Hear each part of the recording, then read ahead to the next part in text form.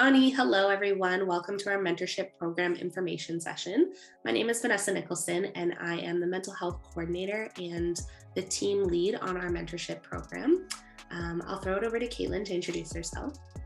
Aha, Nkwe everyone. I'm Caitlin. I'm the administrative coordinator here at Finding Our Power Together, and we're excited to present this with you folks. Miigwech, Caitlin. So tonight on our agenda, we will be briefly telling you a little bit about who Finding Our Power Together is, what our mentorship is, what our program entails, and also how you can get involved with our mentorship program. All right, so who is Finding Our Power Together? So Finding Our Power Together is an Indigenous-led nonprofit organization supporting Indigenous youth to access support and relationships that enable them to thrive. Finding Our Power Together offers a variety of therapeutic and educational programs designed to develop community, increase capacity, and promote holistic well-being. We started as a way to grow connections between Indigenous communities across Turtle Island in order to share a message of hope and solidarity, particularly to save our young people from preventable death. We collectively understand the value in bringing together young people and community members from various communities to share resources and maintain our connection. We know that together we can find our power together. Thank you, Caitlin. Do you mind telling everyone a little bit about what mentorship is before we get into the nitty-gritty? Yes, for sure. So what is mentorship? So our mentorship program at Finding Our Power Together is designed for Indigenous youth aged 14 to 29 across Turtle Island to access positive relationships that help them to thrive. Through online telephone, text-based discussions, and an ongoing basis, Indigenous youth are able to access a mentor from our mental health team and work on self-determined needs and goals related to overall well-being. So our team at Finding Our Power Together comprises of social workers, educators, youth workers, and Indigenous practitioners who have expertise and knowledge in youth mental health. We can work with youth on various goals, including mental health skills, self-care, goal setting, task management, referrals, cultural identity, professional development, and academic support. Thank you, Caitlin, for that overview. So to get into what mentorship is in a little bit more detail, mentorship is an opportunity for Indigenous young people to connect with one of our team members on a one-to-one support.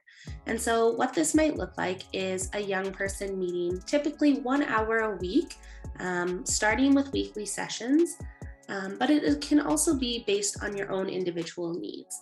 So here at Finding Our Power Together, we really want this to be a self-determined process. And so depending on what you are looking for and what type of support you are looking for, we can best match you with one of our mentors and get started with that process. And so like Caitlin had mentioned, some examples in areas that we can support you in are academic, employment, mental health, coping strategies, organizational skills, leadership, and more. And so mentorship is encouraged in tandem with other programs. Some of our other programs are Building Our Bundle, Young Leader Circle, Guiding Our Gifts. And so these programs really help you work on some of these skills in a more social setting. And we think that it's a great opportunity for you not only to connect with a member of our team, but also to connect with a broader community. So we really encourage that. However, it is not mandatory and you can do mentorship, like we said, just on a one-to-one basis. So here at Finding Our Power Together, we have a diverse group of mentors. And like Caitlin had mentioned, those were some of the areas that we specialize in.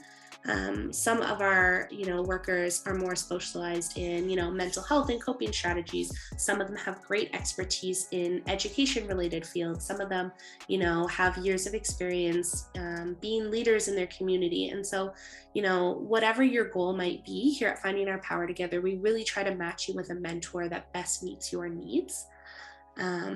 So typically our sessions, like I said, once a week can be connected through a variety of platforms. So, our sessions are available, one-to-one on Zoom calls, Google Meets.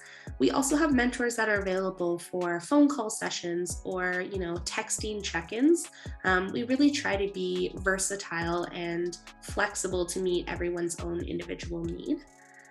So it's really important to note, and something that I will continue to stress throughout this conversation, is that here at Finding Our Power Together, our mentorship program is not clinical support and it's not crisis support. It's really designed to be a two-way street of knowledge we are here to learn from you as much as you are here to gain support from us. And so those are really important pieces to know. Each session with mentorship is individualized and really based on your own individual needs and goals. And you and your mentor can kind of work together to figure out what that is and what that might look like for you. So when you decide to be a mentee here with our mentor program, we, ask your consent for you to participate in this and be an active participant in these sessions and in this mentorship. And some of those pieces I'm going to go through in a little bit more detail so that you can really understand what you're consenting to and what your consent means in terms of this relationship that we're creating. So with being a mentor, we are here to support you. And as a mentee, you also have roles and responsibilities in that relationship. And so one thing that we as mentors really like to stress is that these mentorship sessions and this relationship is confidential. Anything you share with us in sessions remains with us. However, there is limits to those confidentiality. So some of these pieces that I'll now talk about are the limits to confidentiality. So here at Finding Our Power, we are a collaborative team. We work together to support our team members and young people. And so what I mean by that is if you are a mentee with our program, and say, for example, you bring something into our sessions that maybe your mentor doesn't have a lot of experience in, or maybe you guys have already exhausted the tools that they have in their toolbox that they're sharing with you, they might come to our team. We meet once a month to consult and to work together and support one another. And so I might come to my team and say, let's say my mentee's name is Amy. So, I'm supporting Amy, but when I bring this information to our team sessions, I would refrain from using your name. I'm trying to respect your privacy and your confidentiality. And so I might just say a young person I'm working with is experiencing this. These are some of the tools that we've used already. And, I'm looking for some further support. So I would bring this information to our team model and in a very anonymous way so that I'm protecting your privacy. My team might provide me some feedback and some information that might be useful to me supporting you, and then I would then bring that back to you. So that would be a limit to the confidentiality that we are consenting to and agreeing upon when we enter mentorship. Another limitation to confidentiality is around duty to report.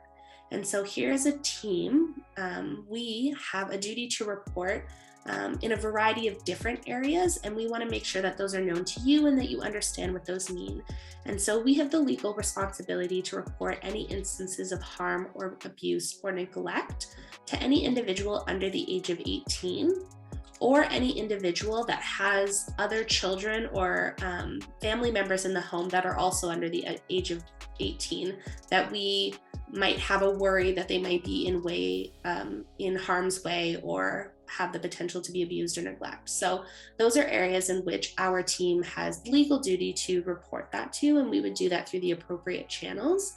And through that process, if that were ever to happen, we would really make sure to continue to support you and put a safety plan in place for you and those that might be involved. In addition to confidentiality, we take confidential case notes. We use a really great software called Notehouse. Notehouse is password encrypted and protected. And so we make case notes. These aren't clinical case notes. These are really case notes to highlight your strengths, the amazing things that we're working on, the tools that you're developing, and any important information. And so the purpose of these case notes are, one, so that we can kind of track our progress and we can kind of know what's worked, what hasn't worked. But also on the off chance, if you ever decide to, I'm in a really good place, I want to step away from doing mentorship now, and say a couple months down the road, you want to return to doing mentorship, but maybe your previous mentor is no longer available or accessible at that time. These case notes could be shared if you give permission and consent to your next mentor so that they know all of the amazing things that you've already, accomplished so far, all of your amazing strengths. And so it's a great opportunity for us to kind of keep documentation in a very secure and confidential way that allows us to continue to support you to the best of our ability as a team. These case notes are stored, like I said, they're password protected. And if at any point you ever decided to remove consent or that you didn't want case notes taken of our sessions, then that's something that we could talk about. We could give you access to those things. We could delete those for you. So there's always options around those, but that is something that's part of this consent and confidentiality piece when you enroll in mentorship. The last piece is around guidelines and boundaries. And this one is a little bit more vague because this is something that you will work on with your own individual mentor. So when you start developing a schedule and regularity with your mentor, you're going to want to develop guidelines and boundaries between one another. It's a really important thing. We really try to stress self-determination and self-advocacy, and we want to make sure that you're just as comfortable in these therapeutic relationships as we are. So for example, maybe you have guidelines that maybe your mentee or your mentor, aren't comfortable texting or sharing personal information like phone numbers. So maybe you guys use an app in which you can communicate through, such as email or outside of sessions. For myself, I have a guideline that, half an hour after our session, if anything isn't sitting right with you or you have any questions, in that half an hour, you can kind of reach out to me and we can figure those things out together. And if it falls outside that half-hour limit, then we can bring it to next week's session. So developing guidelines and boundaries between you and your mentor is really important, and it's very much a collaborative process. So when you sign up and when you get connected with a mentor, these are some things that you can go into a little bit more in depth about, what you're comfortable with, what you're not comfortable with your mentor when you get started. So we wanted to provide you with a brief example of what a mentorship session might look like. We know that sometimes it can be intimidating to, call essentially somebody that you've only really been introduced through email prior, or, get on and be vulnerable on camera in this day and age right now. So we wanted to kind of give you a brief example of what sessions might look like, what you might expect. So typically those first 5 minutes or so are really like hellos and pleasantries kind of settled in. And then we kind of like to start our sessions with an opening and then close with a mindfulness. We think that this really sets good intentions and kind of brings us both into that space, and then also leaves us with good intentions and kind of wraps up that space at the end. So that can typically take between 5 and 10 minutes, depending on the practice that you and your mentor are doing. And then oftentimes we lead into a check-in. So this check-in can be roughly around 20 minutes. Again, this is a very flexible breakdown of mentorship, but this is an opportunity for you to check in with yourself. How are you doing? Where are you at emotionally, physically, mentally, spiritually? If this is your first session, it might be kind of getting time to introduce yourself to your mentor and also learn about who your mentor is. If this is like now an ongoing session and you guys have met a few times, this might be an opportunity to reflect, how has the last week been for you? Maybe how are some of the practices or intentions you set from last session? How did they go? So this is really an opportunity for you to just do a holistic check-in with your mentor. So after that, depending on what your goals are, there might be some sort of activity, skill building, or goal setting process to your sessions. This could typically take 20 minutes. It just really depends on the type of goals we're working on. So for example, our team are trained in dialectical behavior therapy. And so maybe you're learning about skills that help you regulate your emotions, or distress tolerance skills. Things that help you day to day when you feel overwhelmed or experiencing big emotions. So we might be talking about a skill, we might work through it, we might practice it together, and then talk about how we can practice this at home on our own. Following that, that's when we like to do that closing mindfulness practice. So like I said, this allows us to kind of prepare ourselves to leave the space in a good way. We love to give opportunity for closing thoughts, to discuss scheduling or any things for next session that we need to prepare for. We always really want to make sure we give you space at the end if you have any closing thoughts or any closing questions. And like I said, that this is an opportunity for you to really work on the things that you want to work on. And so, if things aren't, if this is the time, maybe you want to provide feedback with your mentor. Maybe these are things that you want to explore in the next session. These are the space to allow you to kind of explore that prior to leaving session, because we really want to make sure that you're leaving our mentorship sessions in a good way and in a good place, and feeling prepared for that next week ahead. So this could be an example, but it's not set in stone. It's really flexible. Maybe you really just want to have someone you can talk to, and you might spend longer of that time together talking. Maybe you really want to learn goals and skills, and you're a quick learner and you really want to spend some time on multiple skills in each session. These are always options. Like I said, it's an opportunity for you and your mentor collaboratively to kind of create these practices for yourself. So I know I've been talking a while, but lastly is our intake process. So our intake process can look a variety of different ways. On our website under mentorship, there are a few different ways that you can kind of get in touch with our team and get started with mentorship. And so one, that could be setting up an intake call or conversation. So you can view the schedule on our website and see what mentors are available and sign up for a call. And so that allows us to give you a call, and we can kind of talk about what your goals are, why you're interested in mentorship, and kind of how you want to proceed, what your hopes and your goals are for mentorship, and kind of get you started. Another option is on our website. It's directly linked. You can click on our short survey. And so this short survey is essentially what the phone call would also do. It's an opportunity for you to reflect on what your goals are for mentorship, share a little bit about you, learn a little bit about our program, and provide us with information that would be helpful to us matching your mentor. Some of them are, open text boxes where you can share as much information as you like. Some of them are like check boxes. So are you interested in leadership? Yes or no. Are you interested in employment support? Yes or no. And so we really try to make it as accessible as possible. And so if you're not comfortable necessarily getting on the phone with us, you could fill out the survey instead. But one of those two options will allow us to collect some information to better get to know you and your needs, and also assess who we think the best mentor would be.